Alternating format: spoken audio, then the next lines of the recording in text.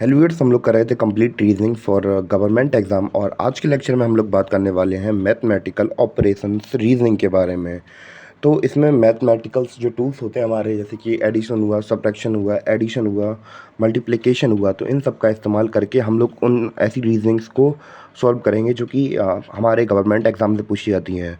और इस रीजनिंग को स्टार्ट करने से पहले आप लोगों को एक चीज़ पता होना चाहिए जिसके थ्रू हम लोग मैथमेटिकल ऑपरेशंस रीजनिंग को सॉल्व करते हैं। तो जिससे सबसे पहले आपको याद होना चाहिए बॉडमास का नियम। तो BODMAS, बॉडमास का नियम क्या होता है? सबसे पहले हमें सॉल्व क्या करना होता है, इस सीक्वेंस वाइज हमें देखना पड़ता है। तो सबसे पहले बी से अगर बात करें तो बी से ब्रैकेट सॉल्व करते हैं सबसे पहले हम लोग। यानी कि अगर हमें पूरा पूरा सोल्यूशन एक इक्वेशन दी गई है या फिर क्वेश्चन दिया गया है तो उसमें सबसे पहले ब्रैकेट सॉल्व करेंगे, फिर डिवाइड करेंगे, फिर मल्टीप्लिकेशन, फिर एडिशन, फिर सब्ट्रैक्शन। तो बेसिक सी जानकारी थी जो कि मैंने आपको दे दी और उम्मीद है कि ज़्यादा से ज़्यादा लोगों को पहले ही पता होगी। और बढ़ते हैं अपने क्वेश्चंस की तरफ। तो हमारा पहला क्वेश्चन हमसे क्या कहना चाहता है, हम लोग पहले इसको समझते हैं, फिर हम लोग अपने अगले क्वेश्चंस में जाएंगे। उम्मीद करेंगे कि आपको समझ में आए।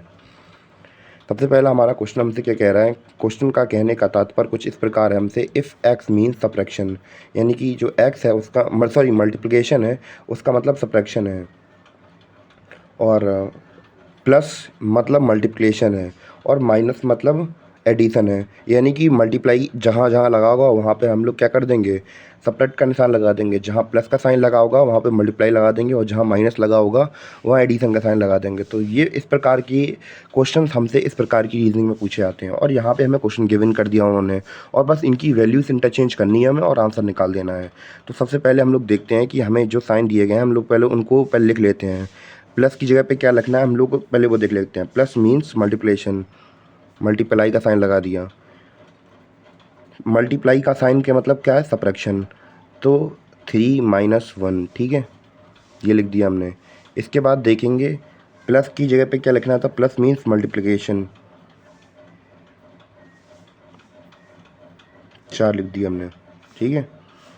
इसके बाद माइनस का मतलब था एडिशन, +1। तो सबसे पहले हमारा जो नियम था हमसे वो कह रहा था सबसे पहले हमें ब्रैकेट सॉल्व करने हैं, तो हम लोग सबसे पहले ब्रैकेट सॉल्व कर लेते हैं। 3 में से 2 गए, 3 में से 1 गए, 2 बचे, 4 + 1, ठीक है।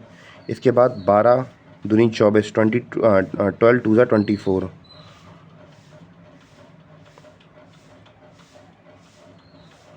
24, 4 4 जा 16 का 6 1 कैरी, 4 2 ज़ा 8 1 9 +1 = 97।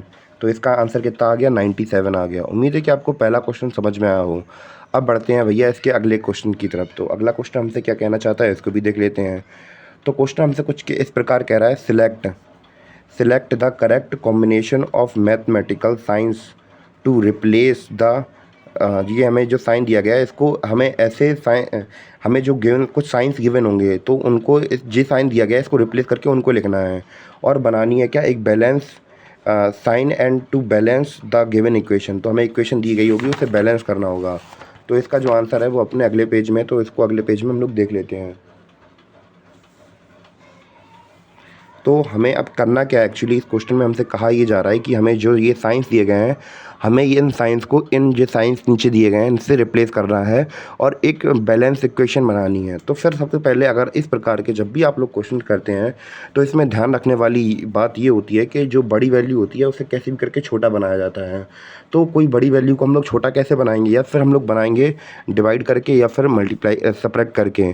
तो यही दो तरीके होते हैं इससे कि हम लोग बड़ी वैल्यूज़ को छोटा वैल्यूज़ बनाते हैं। तो सबसे पहले हमें डिवाइड या सब्ट्रैक्ट देखने होंगे सबसे पहले इन प्रकार की इक्वेशन में। जैसे कि हमें दूसरा वाला इक्वेशन दिख रहा है, तो दूसरी वाली इक्वेशन में हमें डिवाइड दिख रहा है, तो बस डिवाइड ये वाली इक्वेशन रख के देख लेते हैं, क्योंकि हमें हमेशा ध्यान रखना है कि बड़ी वैल्यू को छोटी वैल्यू बनाना है। तो जब छोटी वैल्यू बनाएंगे तो फिर डिवाइड या सब्ट्रैक्शन ढूंढेंगे पहले। तो यही वाली इक्वेशन को रख के देखते हैं, इधर पे करके देखता हूँ। 40 दूसरे वाले में हाँ साइन क्या है, डिवाइड का साइन है, तो डिवाइड का साइन लगा दिया हमने। दूसरा वाला इक्वेशन रख के देख रहे हैं हम, 2, इसके बाद दूसरा क्या है, प्लस है, तो बस प्लस लगा दिया यहाँ पे, ठीक है। इसके बाद 4 4, फिर 4 के बाद क्या, इक्वल टू का साइन आ गया, 4 के बाद इक्वल टू का साइन आ गया, फिर इसके बाद 3 के बाद इंटू 8 आ गया, ठीक है। इक्वेशन कुछ हमारी इस प्रकार है, बस इसको सॉल्व कर देते हैं और हमारा आंसर आ जाएगा। तो 2 का डिवाइड करेंगे 14 में कितना आ जाएगा, 20 आ जाएगा, ठीक है, प्लस 4, 8 3 जा 24, 8 3 जा 24 आ गया हमारा यहाँ पे। अब 20 प्लस 4 कितना होता है, 24, और 24 इस साइड है, तो हमारी जो बैलेंस इक्वेशन थी वो पूरी बैलेंस हो गई। और उम्मीद है कि आपको क्वेश्चन समझ में आया हो और आंसर भी समझ में आया हो। तो हम लोग कैसे करते हैं, तो जब हमारा आंसर निकल आया तो हम लोग दूसरे नंबर ट्राइस नहीं करते हैं और यही हमारा आंसर आ जाएगा।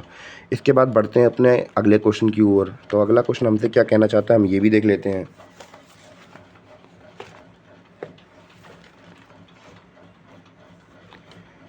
तो ये रहा हमारा अगला क्वेश्चन। तो क्वेश्चन हमसे कह रहा है कि इन द फॉलोइंग क्वेश्चन सम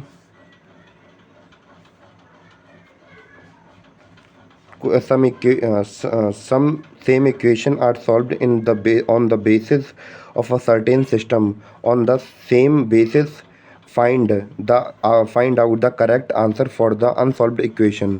तो क्वेश्चन हमसे कुछ इस प्रकार कहना चाहता है कि जैसे हमारे ये क्वेश्चंस लिखे हैं, जैसे कि 85 + 25 ये लिखा है, तो 85 + 25 इक्वल टू 50 में आया है। तो इसी लॉजिक के हिसाब से ये भी आया होगा, और इन जो दो लॉजिक इन दोनों इक्वेशंस में लगा है, वही लॉजिक हमें इस तीसरी इक्वेशन में डाल के हमें अपना आंसर लाना है। तो कैसे करके हम लोग यहाँ पे 50 आया, आप खुद सोच के देखिए, 80 और 2 100 होता है और 110 हो जाता इन दोनों को जोड़ने पर, यहाँ पे 50 आया।